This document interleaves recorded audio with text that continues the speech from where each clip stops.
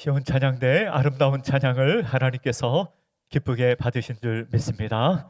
오늘은 영적 훈련의 목적이란 제목으로 하나님의 말씀 함께 나누고자 합니다. 할렐루야. 주일 아침에 주회전에 나와 예배하는 하나님 백성들, 또 온라인으로 예배하는 모든 주 백성들에게 하나님의 은혜와 평강이 충만하기를 간절히 바랍니다.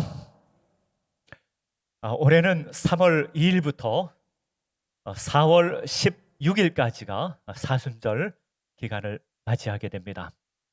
우리가 작년 여름에 영적 온도 높이기를 했는데요, 이번 사순절 기간에 우리가 영적 온도 높이기를 또 하려고 합니다. 날마다 말씀 읽기, 날마다 말씀 묵상하기, 날마다 기도하기, 날마다 감사 훈련하기, 날마다 하나님 말씀에 순종하며 또 선행을 하고 복음 전하는 이런 영적 훈련을 하고자 합니다. 이 영적 훈련을 하는 목적을 알아야 됩니다. 우리의 영적 훈련을 하는 목적이 있는데 그것은 예수님의 마음을 품기 위해서입니다. 오늘 성경 말씀에 보면 너희는 이 마음을 품으라, 곧 그리스도 예수의 마음이라고 했습니다. 예수님께서는요, 이 세상에 인간 구원을 이루기 위하여 이 세상에 오셨고, 예수님께서는 겸손과 순종으로 주님의 뜻을 이루셨습니다. 예수님의 마음을 품으라, 예수님과 같은 그런 마음의 태도를 본받으라, 예수님의 생각을 본받으라 말씀하고 있는 것입니다.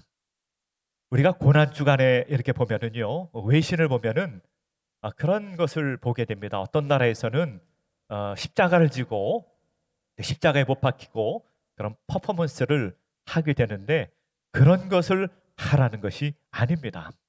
그런 것을 하라는 것이 아니라 예수님의 마음, 예수님의 겸손, 예수님의 순종하는 마음, 그것을 본받으라고 말씀하고 있는 것입니다. 왜 우리는 예수님의 마음을 본받아야 할까요?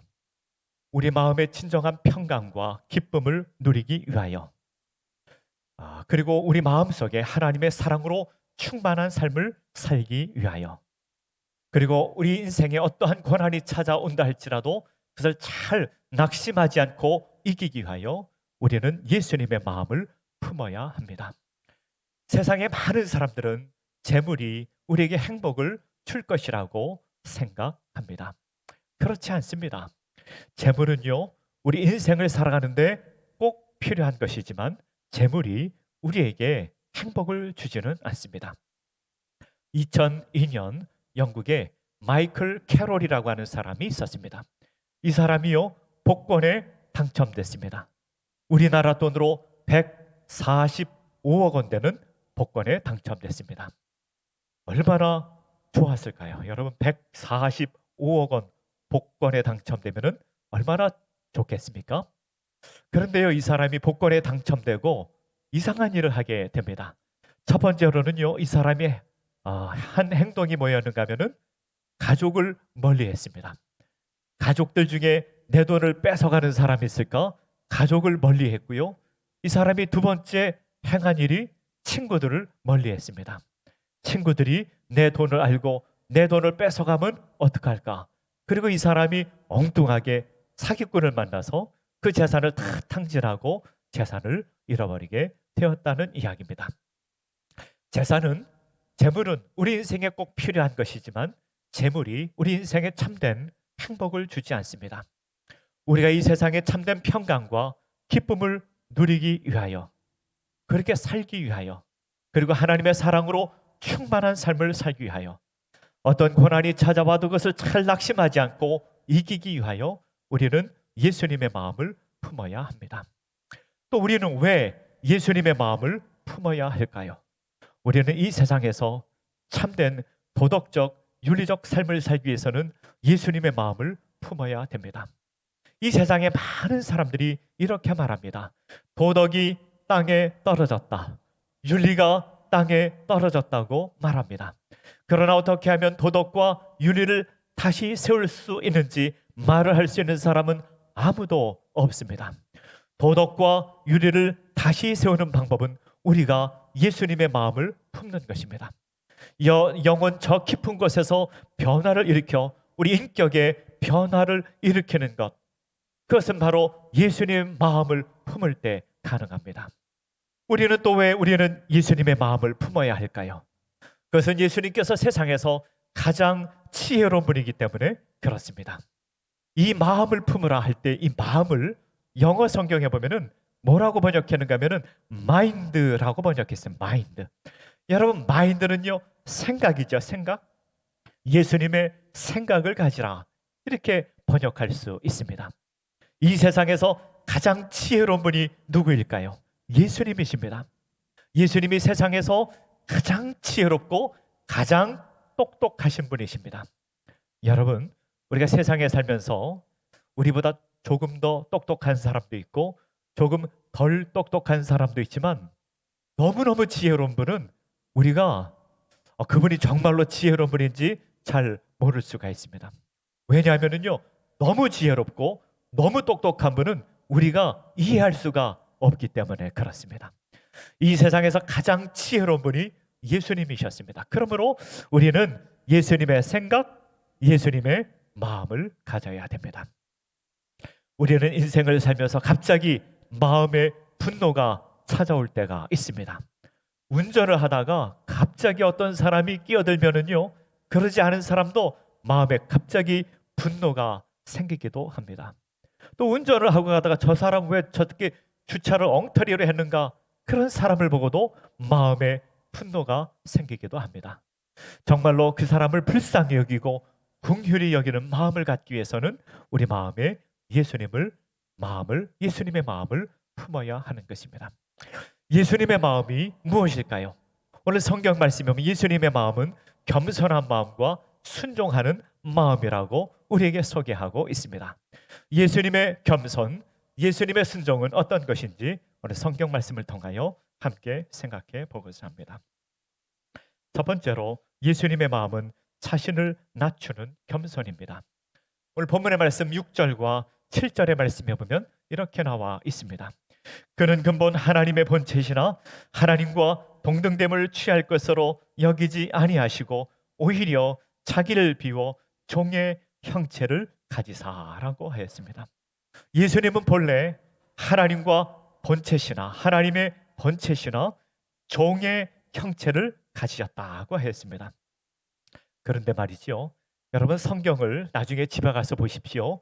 6절에 보면은 하나님의 본체이시나라고 했어요. 본체이시나. 근데 이 본체에 보면은요, 각주가 달려 있으면 각주를 보면은 저 밑에 보면은 형체라고 번역할 수도 있다, 이렇게 나와 있습니다. 그 다음에 7절에 보면은요, 종의 형체를 가지사 그랬는데 이 형체라고 하는 단어에 각주가 나와 있는데 이 각주에 뭐라고 나와 있는가 하면은 본체라고 번역할 수도 있다, 이렇게 나와 있습니다. 그러니까 말이죠, 이 본체라고 하는 말과 형체라고 하는 말과 헬라어 원문에는 똑같은 단어를 사용하고 있다는 것입니다. 헬라어 모르페라고 하는 단어, 똑같은 단어를 사용했는데 영어 성경에도 번역할 때 조금 다르게 번역하여 있고 한글 성경에도 번역할 때 본체, 형체 이렇게 조금 다르게 번역했습니다. 그런데 원문에는 같은 단어를 사용했습니다. 모르페라고 하는 단어를 사용했습니다. 그래서요, 같은 단어라 생각하고 번역을 한다면 이렇게 번역을 할 수가 있습니다. 예수님은 하나님의 본체이신데 그런데 종의 본질의 모습을 갖고 오셨고 그리고 우리에게 보여주셨다, 이렇게 번역할 수가 있는 것입니다. 그런데 말이죠, 예수님께서 종의 형체를 가지셨다 했는데 이 여기서 말하는 종은요, 우리가 잘 아는 헬라어 둘로스라고 하는 단어를 사용했는데 이 종은 노예란 뜻이 있습니다. 노예의 본체, 노예의 본질적 모습을 예수님께서 보여주셨다는 것입니다. 여러분, 2000년 전 노예는 어떤 삶을 살았는 줄 아십니까? 2000년 전 노예의 특징이 있습니다. 2000년 전 노예는 자신의 생각을 절대로 주장하지 않았습니다. 자신의 의견, 자신의 생각 그것을 절대로 주장하지 않고 주인의 뜻에 절대로 순종하고 복종하는 삶을 살았습니다. 2000년 전 노예는요, 자신의 삶을 자신이 돌보지 않았습니다. 자신의 삶을 주인이 돌볼 것을 믿었습니다. 그래서 노예의 삶은, 참된 예수님께서 보여주신 그 종의 삶은 자신이 자신의 삶을 위하여 걱정하거나 염려하지 않고, 자신의 삶을 자신이 돌보지 않고 성부 하나님께 온전히 맡겨드리는 그런 삶을 우리에게 보여주셨다는 것입니다. 7절의 말씀에 보면 이렇게 나와 있습니다. 오히려 자기를 비워 종의 형체를 가지사라고 했는데, 메시지 성경에는 이렇게 번역되어 있습니다. 예수님은 그의 특권을 다 포기하셨다, 이렇게 번역되어 있습니다. 켄 블렌차드라고 하는 사람은 이런 말을 했습니다. 나에게 주어진 권리를 가장 잘 사용하는 것은 그것을 나를 위하여 사용하지 않고 다른 사람들을 위하여 사용하는 것이다, 이런 말을 하였는데, 예수님께서 자신의 권리를 다 버리셨다고 하는 것입니다. 오늘 본문의 말씀 8절에 보면 이렇게 나와 있습니다. 사람의 모양으로 나타나사 자기를 낮추시고 라고 했습니다. 여러분, 이 세상에는요, 진짜 겸손도 있고 가짜 겸손도 있습니다. 여러분, 우리는 진짜 겸손한 사람일까요? 가짜로 겸손한 사람일까요? 우리 사회는요, 이 서구 사회같이 완전히 개인 사회가 아니라 우리 한국 사회는 그래도 조금 집단 사회라고 합니다. 개인 사회로 변화되어 가고 있지만 상당히 우리 한국 사회는 집단 사회입니다.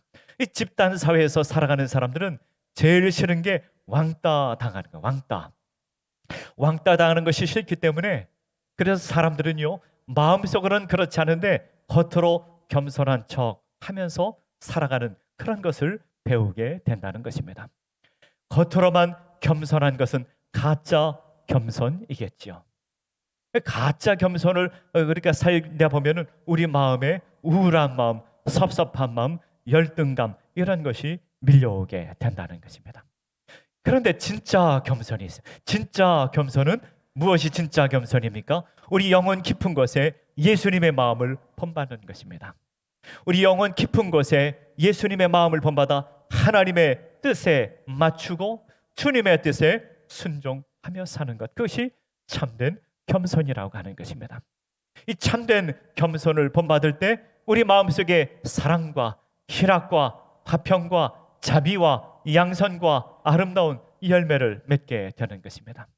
우리는 진짜 겸손의 삶을 살고 있을까요? 가짜로 겸손의 삶을 살아가고 있을까요? 예수님의 마음을 본받아 진짜로 겸손하게 살아가는 주의 백성들, 하나님 백성들 되시기를 간절히 바랍니다. 어느 아들과 아버지가 대화를 하고 있었습니다. 근데 아들이 아빠에게 이런 얘기를 했습니다. 아빠, 나 바보인가 봐요. 그렇게 이야기를 했습니다.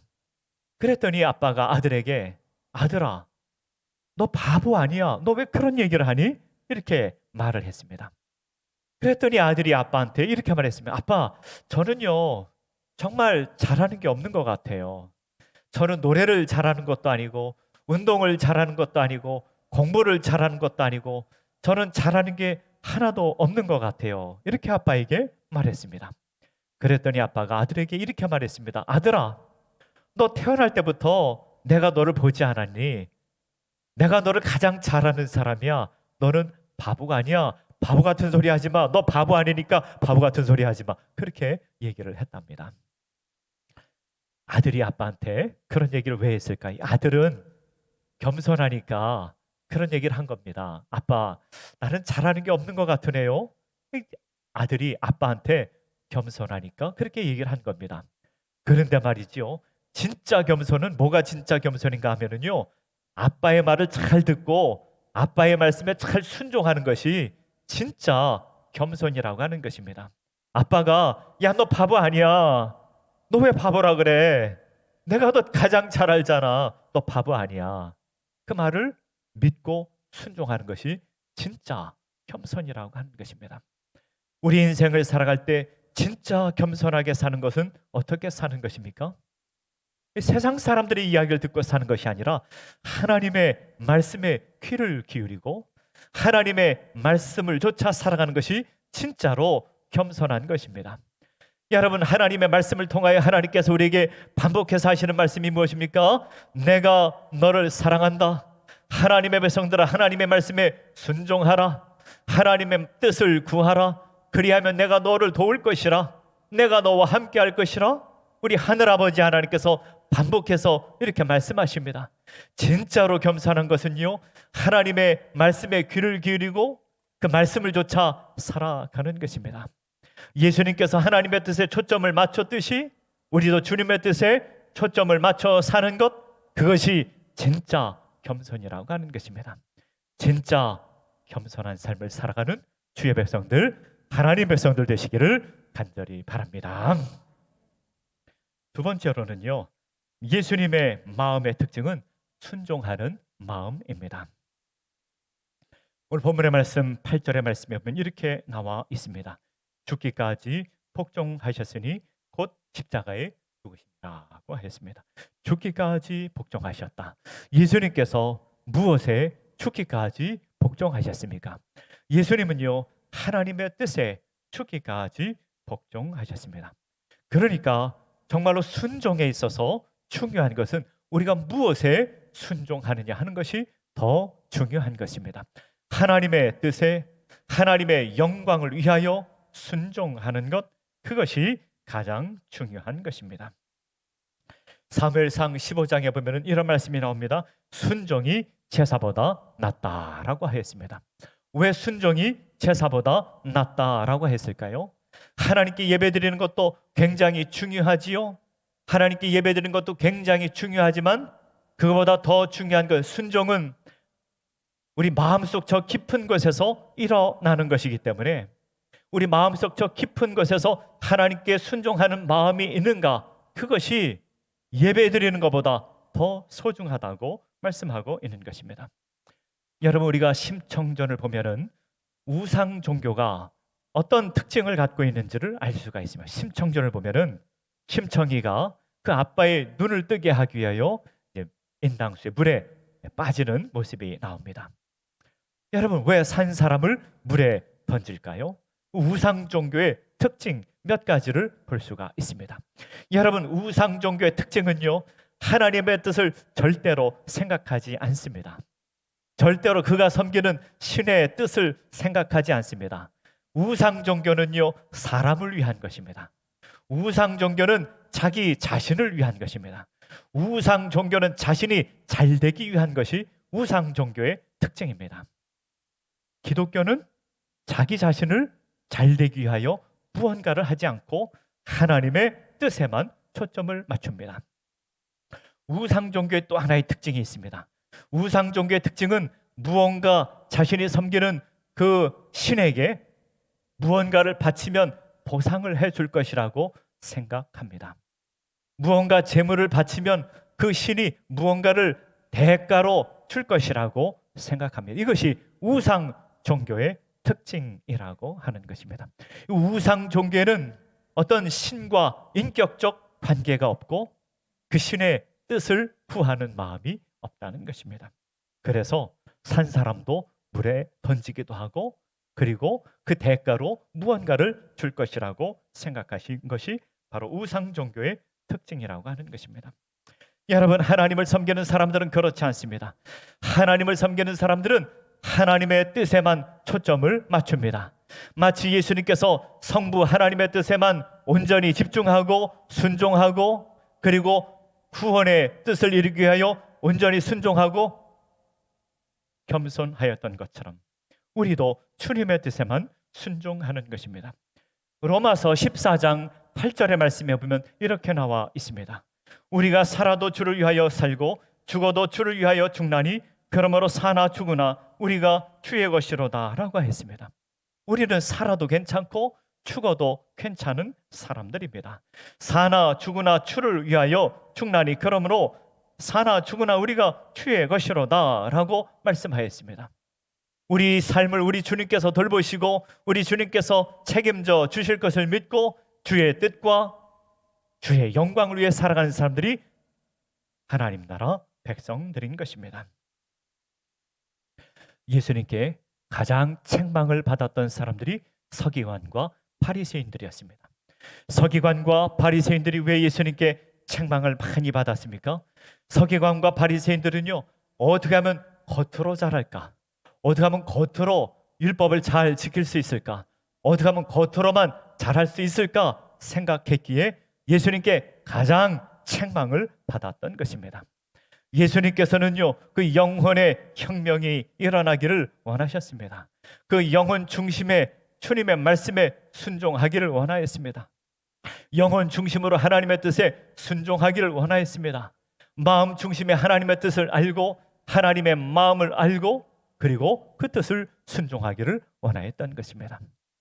서기관과 바리새인들은 안식일 날 아무것도 안 하는 것, 그것만 생각했습니다. 그러나 예수님은 생명을 살리고자 하였던 것입니다. 예수님의 마음은 겸손과 순종하는 마음이었습니다. 그 결과 어떤 일들이 있었습니까? 오늘 본문의 말씀 9절, 10절, 11절에 보면 이렇게 나와 있습니다. 이러므로 하나님이 그를 지극히 높여 모든 이름 위에 뛰어난 이름을 주사 하늘에 있는 자들과 땅에 있는 자들과 땅 아래에 있는 자들로 모든 무릎을 예수 이름에 꿇게 하시고 모든 이름으로 예수 그리스도를 주라 시인하여 하나님 아버지께 영광을 돌리게 하셨느니라 라고 했습니다. 하나님께서 예수님을 높이셨습니다. 지극히 높이셨습니다. 모든 이름 위에 뛰어난 이름을 예수님께 드렸습니다.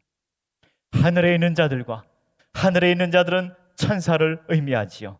땅에 있는 자들과 땅에 있는 자들은 이 세상에서 살아가고 있는 우리 인간을 말하지요.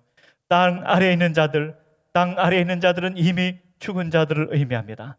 이 세상의 모든 피조물들, 산자와 죽은 자, 모든 자가 예수의 이름에 꿇게 하시고 모든 이름으로 예수 그리스도를 주라 시인하여 하나님 아버지께 영광을 돌리게 하셨느니라 라고 했습니다. 이 세상의 모든 피조물들이 예수 그리스도를 주라, 예수 그리스도께서 만유의 대주제가 되신다, 무릎을 꿇고 예수 그리스도를 높이고 하나님 아버지께 영광을 돌리게 하셨습니다. 하나님께서 예수 그리스도를 높이셨습니다. 우리가 예수님과 같이 겸손하고 순종의 삶을 살면 하나님께서 그 백성들도 높여 주시는 줄을 믿으시길 바랍니다. 우리가 3월 2일부터 영적 온도 높이기, 영적 훈련을 한다고 했습니다. 날마다 성경 읽기, 날마다 말씀 묵상하기, 날마다 기도하기, 날마다 감사하기, 날마다 말씀에 순종하고 주의 말씀을 실천하기, 복음 전하기, 우리가 이 영적 훈련을 하려고 합니다. 여러분, 훈련은 정말로 인생에서 중요한 것입니다. 여러분, 군대 가면은 이런 말을 사용합니다. 훈련소에서 땀 한 방울이 전쟁에서 피 한 방울과 같다, 이런 말을 사용합니다. 그런데요, 훈련이 중요한 것은 군대에서만 중요한 것이 아닙니다. 우리 인생에서도 훈련이 얼마나 중요한지 모릅니다. 여러분, 동계올림픽 하는 거 보셨습니까? 동계올림픽 하는 거 보니까 말이죠, 어떤 선수는요 피겨 스케이트를 타는데, 누굽니까? 우리나라의 유영 선수, 피겨 스케이트를 타는데요 공중에서 막 세 바퀴도 돌고 그럽니다. 여러분, 공중에서 세 바퀴 돌기 위해서 얼마나 많은 훈련을 했겠습니까? 얼마나 많이 넘어지고 다시 일어서서 훈련을 했겠습니까? 여러분, 최민정 선수 스케이트 타는 거 보셨습니까? 못 보셨습니까? 최민정 선수 스케이트 타는데요, 한꺼번에요 2명, 3명, 4명 추월해서 1등 했어요. 1등 했어요. 그게 어떻게 가능하겠습니까? 세계적인 선수들과 겨뤄서 어떻게 그 많은 사람들을 추월해서 1등을 할 수 있겠습니까? 많은 훈련을 통하여 그것이 가능한 것입니다. 하나님께서는 우리가 영적 훈련을 하기를 원하십니다. 이 세상에 가장 가치 있고 이 세상에 가장 아름다운 것은 훈련을 통해 이루어지는 것입니다. 우리는 영적 훈련을 해야 됩니다. 영적 훈련을 통하여 우리는 바른 길로, 진리의 길로, 생명의 길을 갈 수가 있습니다. 오늘 주의 전에 나와 예배하는 백성들뿐만 아니라 온라인으로 예배하는 우리 하나님 백성들, 또 우리 예배당에 나오지 못하는 모든 사람들이 우리 사순절 기간 동안에 영적 훈련에 참여하기를 원합니다. 우리 모두가 영적 훈련에 참여하여 그 목적, 예수님의 마음을 품고, 그리고 성부 하나님께서 예수님을 높이신 것과 같이 주님의 높임을 받는 주의 백성들, 하나님의 백성들 되시기를 간절히 바랍니다. 함께 기도하겠습니다.